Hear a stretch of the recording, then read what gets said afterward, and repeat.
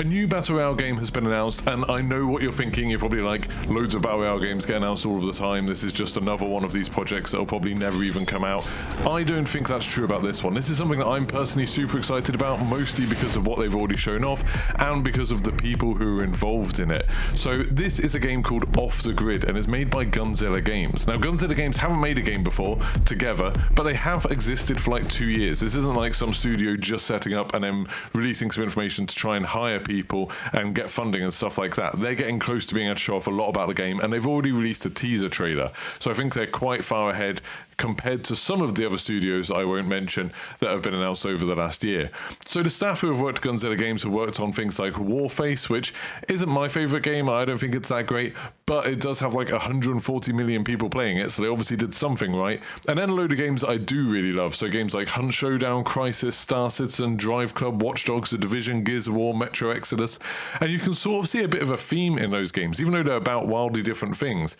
They all looked amazing, they're all pushing technology forwards in various different ways. A lot of them are really innovative games for their genre, so I'm really excited to see kind of what these people are going to come up with. Now, one of the big names attached to the project is Neill Blomkamp. So he joined the studio a while ago, and Neill Blomkamp, if you don't know him, is a director who worked on things like District 9 and Elysium and Chappie. He also did like the Halo 3 Landfall video and the Anthem live action thing that was super cool. He was meant to be doing the Halo movie with Peter Jackson producing until the budget and everything fell through. I think that's what led him on to doing District 9. Now, Neill Blomkamp's films, I really, really like them, and they all have like this really distinctive style where it's like futuristic, but futuristic in a way that kind of seems realistic. Everything's like a little bit worn. Everything looks like you can kind of imagine how it would work. And I really, really like that stuff. A couple of the films like District 9 and Chappie are set in South Africa, where Neill Blomkamp's from. So he has like an interesting kind of setting for his projects, which I really like, because you don't really see that much stuff set in South Africa. And that adds this kind of cool thing where a lot of the technology is like technology that's been used and then abandoned, then other people have like reused it, other people have picked it up, and it's not just like the army using it, it's not just like really rich people getting to use all of this stuff. You're seeing all of the different levels of society, and I think that stuff's really, really cool. Like, I really love District 9 especially. I think that film's absolutely amazing. So I'm really excited to see like how involved he is with this, and how much this is a game that's like a Neill Blomkamp project. How much is it like those other things? He said that he was waiting for a while to find a game studio that he thought could like bring his ideas to life. So I'm really hoping that this will be distinctly a Neill Blomkamp type thing. So I think that could be super cool.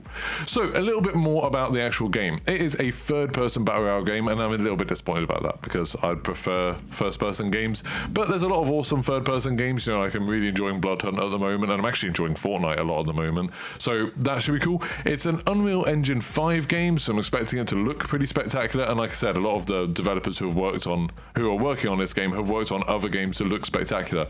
There's quite a lot of people who worked at Crytek before as well, so you know, like things like Crisis and Far Cry games that traditionally like really pushed the boundaries of the graphics, so it should be cool. They've described it as a cyberpunk Battle Royale 2.0. Now, I'm not really sure what a Battle Royale 2.0 thing means, but they do go into some more details on their website.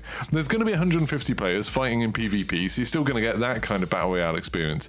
But then they've also talked about there being a fairly substantial PvE, or player versus environment, sort of component to the game.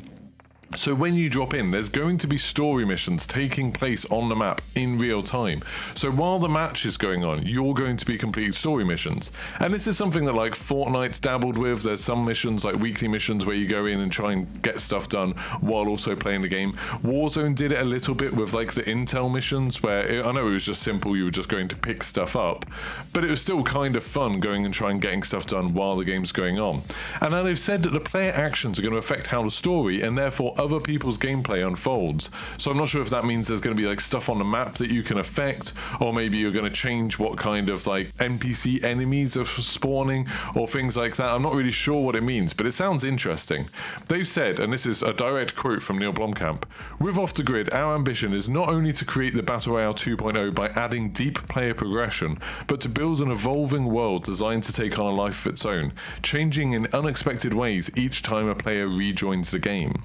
So that to me sounds super exciting. Like that's the sort of thing I've wanted them to do in things like Warzone for a while, where it's kind of, there's a little bit of chance involved in terms of when you drop into the map, you're not entirely sure what it's going to be like. You're not entirely sure what the setup's going to be like. Things might be able to change mid-game. Like in Fortnite at the moment, the weather changes mid-game sometimes, and I really like that. I really like the fact that it's a little bit different. In Bloodhunt, you sometimes have random modifiers on a match, so sometimes it'll be windy, which means the sort of gas will come in quicker and stuff like that. There's a lot of different things that they could do just to make the games a little bit more varied, so every time you go in it's not exactly the same, like it kind of is with Warzone at the moment. Now they've also said, with an innovative approach to the Battle Royale core session flow and deep narrative experience, we add purpose to each element of the game, allowing players to revisit the OTG world repeatedly, where there is always something new to find and explore and for us to expand upon. So that all sounds really good to me. It sounds like they're really focusing on this idea of narrative within a Battle Royale. And I've said loads of times that like that's one of the things that make Battle Royale games super good for streaming and content creation, is that there is a bit of a narrative. There's like a little bit of a story to each game. And if they're sort of really doubling down on that, I think that could be super exciting. So at the moment, the plan is for this game to launch in 2023, so next year, on PlayStation 5, Xbox Series X and S, and PC. So it's exciting that it's like, you know, a next gen, or I guess current gen now project. It's not going to be on the Xbox One, it's not going to be on PlayStation 4, but it is going to be on consoles and on PC. They haven't revealed details about a lot of other stuff in this, so they haven't talked about how microtransactions work, whether it's going to be free to play or whether it's going to be a paid thing. Is there going to be a battle pass? They haven't mentioned NFTs at all, which I'm really glad they haven't mentioned them at all. And I've looked literally through all of the staff who work at the company, at least the ones who are listed on the website, and no one's got anything to do with NFTs, so I'm really hoping this is nothing to do with NFTs at all. It'd be nice if they sort of confirmed that at some point and said, yeah, we're not doing that.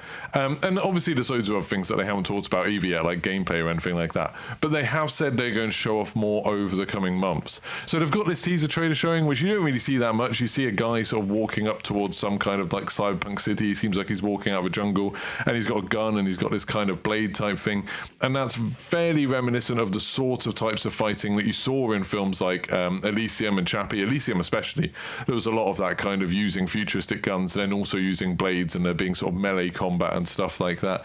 But beyond that, we don't know much more. I wouldn't be surprised to maybe see a trailer for this at things like the Xbox show that they're doing in June, or the Summer Games Fest, or the Game Awards, all of those big events that are happening over the summer and towards the end of the year, and Gamescom as well. I wouldn't be surprised to start seeing trailers for this showing up there, and maybe a bit more of a deep dive if it's going to be launching next year. So let me know in the comments, what do you think? Are you excited about this project? Like, I don't always do these kind of news videos for every game announcement, but I was super excited when I heard about this yesterday. So let me know, are you excited about this? What do you want to know about it? If I get a chance to speak to any of the developers, is there anything you'd like me to ask them? Let me know in the comments below. And if you liked the video, don't forget to like and subscribe.